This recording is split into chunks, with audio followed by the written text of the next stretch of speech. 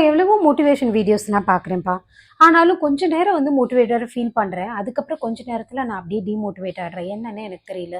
எப்படி வந்து நான் எப்பயுமே மோட்டிவேட்டடா இருக்கிறது அப்படின்னு நீங்க யோசிக்கிற ஆளா இருந்தா, உங்களுக்கான வீடியோ தாங்க இது.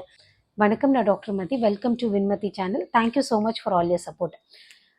மற்றவங்க மோட்டிவேட் பண்ணுறப்ப நம்ம வந்து ஓரளவுக்கு தாங்க வந்து மோட்டிவேட் ஆகும். ஆனால் எப்போ நம்மளே வந்து மோட்டிவேட் பண்ணிக்கிறோமோ அப்போ தான் வந்து நம்ம ஃபுல் டைமும் மோட்டிவேட்டடாக இருப்போம் இல்லைங்களா? இது நீங்கள் அக்செப்ட் பண்ணுவீங்கன்னு நான் நினைக்கிறேன். சரி, அப்போ செல்ஃப் மோட்டிவேட்டடாக இருக்கணுன்றதெல்லாம் தெரியுது. செல்ஃப் மோட்டிவேட்டடாக இருக்கணும்னு தான் எனக்கும் ஆசை. ஆனால் அப்படி எப்படி இருக்கிறதுன்னு தெரியலையே. எனக்கு எப்போ பார்த்தாலும் மூட் அவுட்டாக இருக்குது, டிப்ரெஸ்டாக இருக்கேன், நானே என்னை எப்படி தான் மோட்டிவேட் பண்ணிக்கிறது அப்படின்னு கேட்டுட்டு இருக்கீங்களா? கண்டிப்பாக நான் சொல்லித்தரேங்க. செல்ஃப் மோட்டிவேட்டடாக நம்மளை எப்பயுமே எப்படி வச்சுக்கலான்றதை பற்றி தான் இந்த வீடியோவில் பார்க்க போகிறோம். சரி, வாங்க வீடியோக்குள்ளே போகலாம். எப்போ நம்ம வந்து ரொம்ப டிப்ரெஸ்டாக ஃபீல் பண்ணுவோம் அப்படின்னா, எப்பயுமே நமக்கு பிடிக்காத விஷயம் நடந்தா, எப்பயுமே நமக்கு பிடிக்காததை யாராவது சொன்னால், ஏன்டா நமக்கு இப்படிலாம் நடக்குது வாழ்க்கையில் அப்படின்னு யோசிச்சுட்டே இருந்தோம்னா நம்ம வந்து டிப்ரெஸ்டாக இருப்போம். ஸோ நம்ம எப்போ டிப்ரெஷனில் இருக்கோமோ அந்த நேரத்தில் நம்மளால செல்ஃப் மோட்டிவேட்டடாக இருக்கவே முடியாது. இதை புரிஞ்சுக்கோங்க. அப்போ நம்ம செல்ஃபாக மோட்டிவேட் ஆகணும் அப்படின்னா முதல்ல கவலைப்படாமல் டிப்ரெஷன் இல்லாமல் இருக்கணும். ஸோ அதுக்கு என்ன பண்ணணும் அப்படின்னா, முதல்ல நம்ம ஹாப்பியாக வச்சுக்கணும். நம்ம எப்படிலாங்க ஹாப்பியாக வச்சுக்கிறது? ஸோ நீங்கள் உங்களை முதல்ல ஹாப்பியாக வச்சுட்டீங்க அப்படின்னா ஆட்டோமேட்டிக்காக செல்ஃப் மோட்டிவேட் ஆகிடுவீங்க. ஸோ எப்படியெல்லாம் நீங்கள் உங்களை ஹாப்பியாக வச்சுக்கலாம்? முதல்ல ரொம்ப ப்ரெஷரைஸ்டாக ஒர்க் பண்ணிகிட்டே இருக்கீங்க அப்படின்னு வச்சுக்கோங்களேன், ஒரு ஷார்ட் பிரேக் எடுத்துக்கோங்க. எப்போ பார்த்தாலும் வேலை பார்த்தது போதும். கொஞ்சம் நேரம் உங்களுக்காக நீங்கள் ஒதுக்குங்க. ஒரு குட்டி பிரேக் எடுத்துக்கலாம். ஓகேவா? ஸோ இதுதான் ஃபர்ஸ்ட் டிப். அடுத்ததான் நமக்கு பிடிச்ச விஷயத்துக்கு நம்ம வந்து டைம் ஸ்பெண்ட் பண்ணோம். சில பேருக்கு வந்து புக்ஸ் ரீட் பண்ணால் பிடிக்கும், சில பேருக்கு வந்து சினிமா பார்த்தா பிடிக்கும், சில பேருக்கு வந்து ஃப்ரெண்ட்ஸோட போனால் பிடிக்கும், சில பேருக்கு ஜஸ்ட் ஒரு ஃபோன் காலில் யாராவது பிடிச்சவங்களோட பேசினாலே பிடிக்கும். ஸோ உங்களுக்கு எது பிடிக்குமோ அந்த விஷயத்த உடனே இமீடியட்டாக பண்ணுங்கள். அது எதுவாக வேணா இருக்கலாம். ஸோ உங்களுக்கான அந்த மீ டைம், அந்த டைமை நீங்கள் வந்து ஒதுக்க ஆரம்பித்து நீங்கள் உங்களை ஹாப்பியாக வைக்க ஆரம்பிச்சிங்க அப்படின்னா ஆட்டோமேட்டிக்காக டிப்ரெஷன்லேருந்து நீங்கள் கொஞ்சம் கொஞ்சமாக வெளியே வர ஆரம்பிச்சிருவீங்க. சில பேருக்கு சும்மா அப்படியே கேஷுவலாக ஒரு வாக் போனால் கூட பிடிக்குங்க. சில பேருக்கு அப்படியே போய் நேச்சரை ரசித்தா பிடிக்கும். சில பேருக்கு ஏதாச்சும் ஒரு ஃபேவரட் புக்லேருந்து ஒரு சாப்டர் எடுத்து படித்தா அப்படியே திருப்தியாக இருக்கும். சின்னதாக ஏதாவது ஒரு சக்ஸஸ் உங்களுக்கு கிடைச்சா கூட அதை கொண்டாடுங்க. என்ன இதுதானே, இதெல்லாம் ஒரு விஷயமா அப்படிலாம் நினைக்காதீங்க. உங்களை பொறுத்த வரைக்கும் ஏதோ ஒரு சின்ன வெற்றினாலும் அதை கொண்டாடி பழகுங்க. அப்போ தான் உங்களுக்கு பெரிய பெரிய வெற்றியை வந்து நம்ம அடையணும் அப்படின்ற ஒரு மோட்டிவேஷன் வருங்க. அடுத்து சொல்ல போகிற டெக்னிக் வந்து ரொம்ப ரொம்ப முக்கியமான டெக்னிக். அது என்ன அப்படின்னா, நமக்கு ரொம்ப பிடிச்ச விஷயத்த பிடிக்காத விஷயத்தோட லிங்க் பண்ணிக்கிறது. சே ஃபார் எக்ஸாம்பிள், எனக்கு வந்து காஃபி குடிக்கிறது ரொம்ப பிடிக்கும்னு வச்சுக்கோங்களேன் எக்ஸாம்பிளுக்கு. அப்போ நான் ஒரு நாளைக்கு வந்து ஒரு கப் ஆஃப் காஃபி எடுக்கிறேன் அப்படின்னா, எனக்கு ரொம்ப பிடிச்ச விஷயத்த நான் வந்து எடுத்துக்கிறேன். எனக்கு வந்து இங்கிலீஷ் கிராமரே வராது. இங்கிலீஷ்னாலே எனக்கு தலைவலின்னு வச்சுக்கோங்க. அப்போ எனக்கு அது பிடிக்காத விஷயமா இருக்குது. இப்போ எனக்கு பிடிச்ச விஷயத்த நான் பண்ணணும் அப்படின்னா, ஏதாவது ஒரு பிடிக்காத விஷயத்த நான் எடுத்து சாக்ரிஃபைஸ் பண்ணால் தான் எனக்கு அந்த பிடிச்ச விஷயம் கிடைக்கிற மாதிரி என்னோட மைண்டை நான் செட் பண்ணிக்கணும்.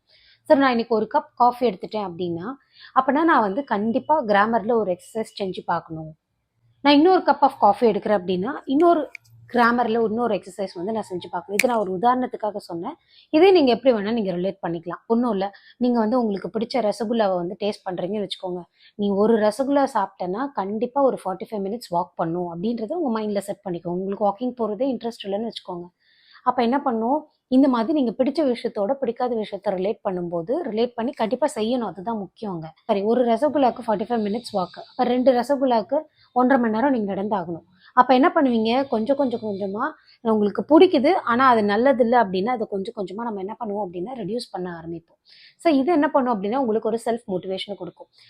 வேறு இதெல்லாம் நமக்கு வந்து செல்ஃப் மோட்டிவேஷனை கொடுக்கும் அப்படின்னா, நமக்கு வந்து ஒரு செல்ஃப் கண்ட்ரோல் இருக்கணுங்க.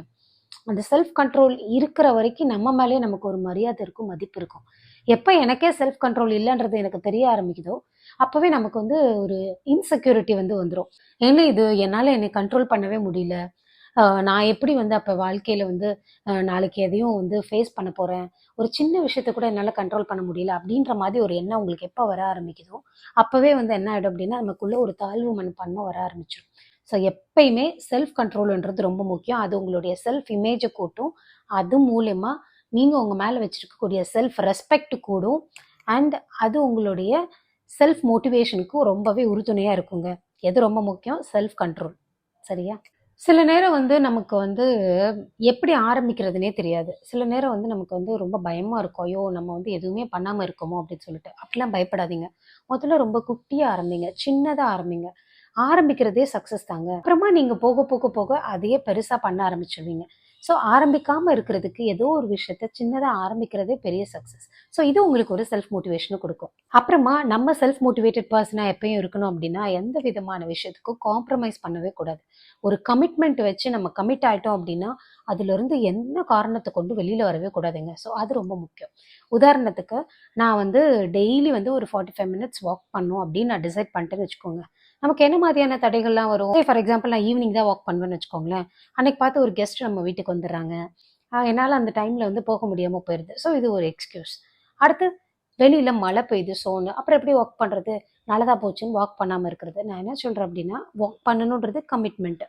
ஸோ அந்த கமிட்மெண்ட்டை நீங்கள் வந்து நிறைவேற்றியே ஆகணும். என்ன காரணம் வந்தாலும் சரி, என்ன ஆனாலும் சரி. ஃப்ரெண்டு வந்து அந்த டைமில் வந்தாங்களே ஒழிய மற்ற நேரம் வரலல்ல. இல்லை அவங்க இருந்தாலுமே அவங்கக்கிட்ட ஒரு 15 மினிட்ஸ் சொல்லிவிட்டு உங்களுக்காக உங்கள் உடம்பு நல்லா இருக்கணுங்கிறதுக்காக நீங்கள் வந்து போய் வாக் பண்ணுறது தப்பே இல்லை. அவங்க புரிஞ்சுப்பாங்க இல்லைங்களா? அப்போ எந்த ரீசன்ஸும் எந்த காரணங்களும் சொல்லவே கூடாது. ஓகே, ஒரு கமிட்மெண்ட் இருக்குது அப்படின்னா மழை வந்தாலும் போகணும், இடி இடித்தாலும் போகணும், என்ன நடந்தாலும் அந்த வேலை நடந்தாகணும். நீங்கள் வெளியில் போய் மழையில் நனைஞ்சிட்டே வாக் பண்ணுங்க நான் சொல்ல வரல. வீட்டுக்குள்ளே எங்கே நடக்க முடியுமோ ஒரு 8 வாக் கூட பண்ணுங்க இருக்கிற இடத்துக்குள்ளே. அந்த 45 மினிட்ஸ்க்கான ஒர்க் அவுட் பண்ணணும்னா அதுக்கு எந்த ரீசன்ஸும் நீங்கள் சொல்லவே கூடாது. எந்த ஜஸ்டிஃபிகேஷன் கொடுக்கக்கூடாது. இன்றைக்கி நான் ஊருக்கு போயிட்டேன், அங்கே போய் எனக்கு டைம் இல்லை, ஊரில் எவ்வளோ இடம் இருக்குது, எங்கேயாச்சும் வாக் பண்ண போயிருக்கலாம். ஸோ காரணங்கள் சொல்லவே கூடாது. எப்போ நம்ம காரணமே சொல்லாமல் நம்ம விஷயத்தில் நம்ம பர்ஃபெக்டாக இருக்க ஆரம்பிக்கிறோமோ அப்போ தான் நமக்கு நம்ம மேலே மரியாதை வரும், செல்ஃப் மோட்டிவேட்டடாகவும் ஃபீல் பண்ணுவோம். நம்மளை இன்னும் நம்ம செல்ஃப் மோட்டிவேட் பண்ணிக்கிறதுக்கு டாக்டர் கேப்ரிலி அப்படின்றவர் ஒரு ஊப் மெத்தட் வந்து சொல்கிறாரு. ஊப் மெத்தட்னா என்ன அப்படின்னா WOOP. டபிள்யூன்றது என்ன அப்படின்னா விஷ். ஒரு விஷயத்தை நம்ம எடுக்கிறோம் அப்படின்னா நமக்கு என்ன விஷ் இருக்குது அந்த விஷயத்தை பற்றி, அதாவது நான் அந்த விஷயத்து மேலே எந்த அளவுக்கு ஆசைப்படுறேன், எந்த அளவுக்கு அது நடக்கணும்னு விரும்புகிறேன். ஓகேவா? அடுத்தது ஓ என்ன அப்படின்னா அவுட்கம். இந்த விஷயத்த நான் பண்ணி முடிச்சேன்னா எனக்கு என்ன பலன் கிடைக்கும். ஸோ அது என் மைண்டில் இருந்துகிட்டே இருக்கும். ஓகே, இது நான் பண்ணுறேன், இது பண்ணணும்னு எனக்கு ஆசை இருக்குது, அதுதான் விஷ். இந்த விஷயத்த நான் பண்ணி முடிச்சேன்னா எனக்கு என்ன அவுட்கம் கிடைக்கும், அதுக்கு என்ன ரிசல்ட் கிடைக்கும், அதுதான் வந்து அவுட்கம். ஓகேவா? அடுத்ததான் இன்னொரு ஓ இருக்குது. அது என்ன அப்படின்னு பார்த்தீங்கன்னா அப்டாக்கிள். இந்த விஷயத்த நான் பண்ணும்போது எனக்கு என்னென்னலாம் அப்டாக்கிள்ஸ் வரும், என்ன மாதிரியான தடைகள்லாம் வரும், அதுதான் வந்து அடுத்த ஓ. அண்ட் லாஸ்ட் வந்து பி. WOOP. பீன்றது என்ன அப்படின்னா பிளான். இந்த விஷயத்த பக்காவாக நான் பண்ணி முடிக்கிறதுக்கு என்னென்னலாம் பிளான் பண்ணணும், என்ன பண்ணாலும் பிளான் பண்ணி பண்ணணுன்ற மாதிரி பிளான் எப்படி பண்ணியிருக்கேன்.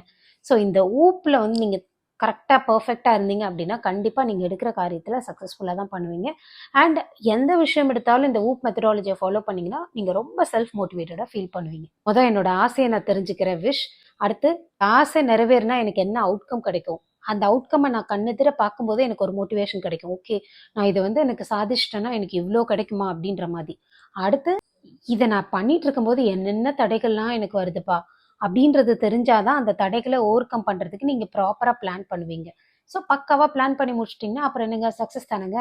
அடுத்த முக்கியமான விஷயம் என்ன அப்படின்னு பார்த்தீங்கன்னா manage your energy not your time அப்படின்னு சொல்லுவாங்க.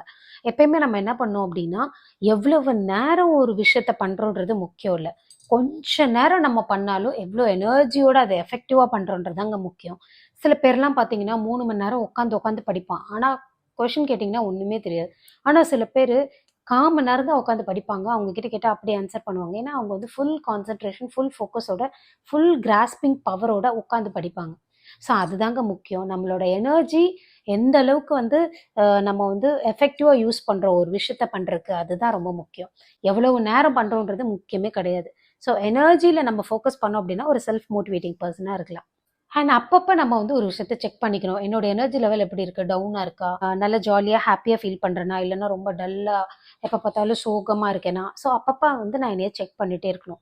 ஸோ அப்படி வந்து என்னோட எனர்ஜி லெவல் கம்மியாக இருக்கிற மாதிரி ஃபீல் ஆச்சுன்னா எனர்ஜைசஸ் நானே வந்து எனக்கு என்ன பண்ணால் என்னோட எனர்ஜி கூடுமோ அந்த விஷயத்த நானே பண்ணிக்கணும். அப்போ நான் என்ன பண்ணணும், அப்பப்போ என்னைய அனலைஸ் பண்ணிக்கிட்டே இருக்கணும். என்னோட எனர்ஜி லெவல் டவுன் ஆனால் என்னை எனர்ஜைஸ் பண்ணுறதுக்கு என்னென்ன வேலைகள் நான் பண்ண முடியுமோ அது எல்லாமே பண்ணணும். ஆல்ரெடி உங்களுக்கு சொல்லியிருக்கேன், உங்களுக்கு என்னென்ன விஷயம்லாம் பிடிக்குமோ அதில் ஏதாவது ஒரு விஷயத்த பண்ணி உங்கள் எனர்ஜியை பூஸ்ட் பண்ணிக்கோங்க.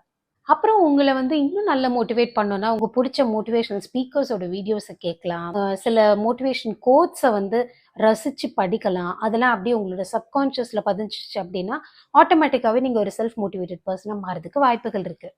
ஒரு 5 C's ஆஃப் மோட்டிவேஷன் சொல்கிறாங்க. நம்மளை நம்ம மோட்டிவேட் பண்ணுறதுக்கு இந்த 5 C's வந்து ரொம்ப முக்கியம்னு சொல்கிறாங்க. முதல் C என்ன அப்படின்னா ஆல்ரெடி உங்ககிட்ட சொன்ன ஒரு விஷயம் தான் கமிட்மெண்ட்.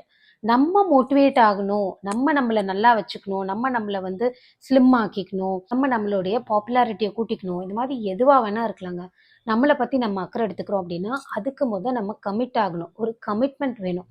இந்த டேட்குள்ளே நான் வந்து இப்படி ஆயே ஆகணும் அப்படின்ற மாதிரி ஒரு கமிட்மெண்ட் நீங்கள் வச்சுக்கிட்டா மட்டும்தான் அதுக்கேற்ற மாதிரி நீங்கள் ஒர்க் பண்ண முடியும். ஸோ முதல் சி வந்து என்ன அப்படின்னா, you should have the commitment. And அடுத்தது என்ன அப்படின்னா, எந்த விஷயத்தை நீங்கள் பண்ண போகிறீங்களோ அதில் உங்களுக்கு ஒரு கிளாரிட்டி இருக்கணும். அதில் எந்த டவுட்டுமே இருக்கக்கூடாது. ஒரு விஷயத்த பண்ணுறதுக்கு முன்னாடி 1000 வார்த்தை யோசிக்கலாம். ஆனால் பண்ணணும்னு முடிவு எடுத்துட்டிங்கன்னா குழப்பமே அடையக்கூடாது. ஒரு கிளாரிட்டி இருக்கணும். So clarity is very important. அடுத்து ஒரு கியூரியாசிட்டி இருக்கணும். இது பண்ணுறோம் அப்படின்னா அடுத்து என்ன பண்ண போகிறோம், அதுக்கடுத்து என்ன பண்ண போகிறோம், இப்படி பண்ணால் என்ன ஆகும், அப்படி பண்ணால் என்ன ஆகும், இது இப்படி பண்ணலாமா, இப்படி கூட யோசிச்சிருக்கலாமோ, இந்த மாதிரி பல ஆங்கிளில் திங்க் பண்ணி ஒரு கியூரியாசிட்டியை க்ரியேட் பண்ணிட்டே இருக்கணுங்க. அடுத்து சி என்ன அப்படின்னா கொலாபரேஷன். ஸோ நீங்கள் வந்து ஒரு விஷயத்தை அடையணும், ஒரு விஷயத்த சாதிக்கணும் அப்படின்னு நினச்சிட்டிங்கன்னா எப்படியெல்லாம் நம்ம கொலாபரேட் பண்ணால் நம்ம அந்த விஷயத்தை அடையலாம் அப்படின்றது உங்களுக்கு தெரியணும். அதாவது நீங்கள் கொஞ்சம் ஃப்ளெக்சிபிளாக இருக்கணும். யாரோடையும் கொலாபரேட் பண்ணுறதுக்கு நீங்கள் ரெடியாக இருக்கணும். சரிங்களா? அடுத்தது வந்து என்ன அப்படின்னா கன்சிஸ்டன்சி. எந்த வேலை எடுத்தாலும் எடுத்தோம் கவுத்தோம் அப்படின்லாம் செஞ்சுட்டு விட்டுறக்கூடாது. அது கடைசி வரைக்கும் முடிஞ்சு சக்ஸஸ் ஆகிற வரைக்கும் நம்ம வந்து விடவே கூடாது. திரும்ப திரும்ப திரும்ப திரும்ப முயற்சி பண்ணிகிட்டே இருக்கணும். நம்ம சப்போஸ் தோத்தாலும் பரவாயில்லைங்க, நம்ம பண்ணிகிட்டே தான் இருக்கணும் அன்டில் நம்ம சக்ஸஸ் வர வரைக்கும். ஸோ கன்சிஸ்டன்சி ரொம்ப ரொம்ப முக்கியம். இன்னைக்கு பண்ணிட்டு விட்டுறக்கூடாது. டெய்லி ரெகுலராக அந்த ஒர்க்கை பண்ணிகிட்டே இருந்தால் மட்டும்தான் நமக்கு சக்ஸஸ் கிடைக்கும். இந்த 5 Cஸுமே நம்ம செல்ஃப் மோட்டிவேட் பண்ணிக்கிறதுக்கு ரொம்பவே முக்கியங்க. நம்ம ஏதாவது ஒரு விஷயத்தில் சாதிக்கணும்னு நினச்சோன்னா கண்டிப்பாக அந்த விஷயத்தில் ஒரு எக்ஸ்பர்டைஸாக இருக்கணும் நம்ம.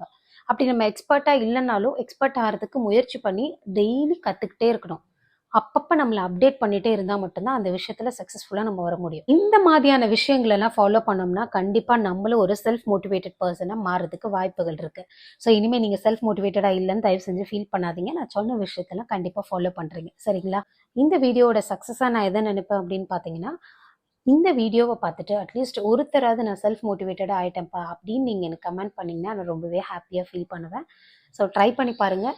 சப்போஸ் உண்மையாகவே உங்களை இது செல்ஃப் மோட்டிவேட் பண்ணுச்சு அப்படின்னா கமெண்ட்ஸில் எஸ்ன்னு சொல்லுங்கள். மீண்டும் அடுத்த வீடியோவில் உங்கள் எல்லாரையும் சந்திக்கிறேன். until it's bye from Madhi. Bye bye. Take care.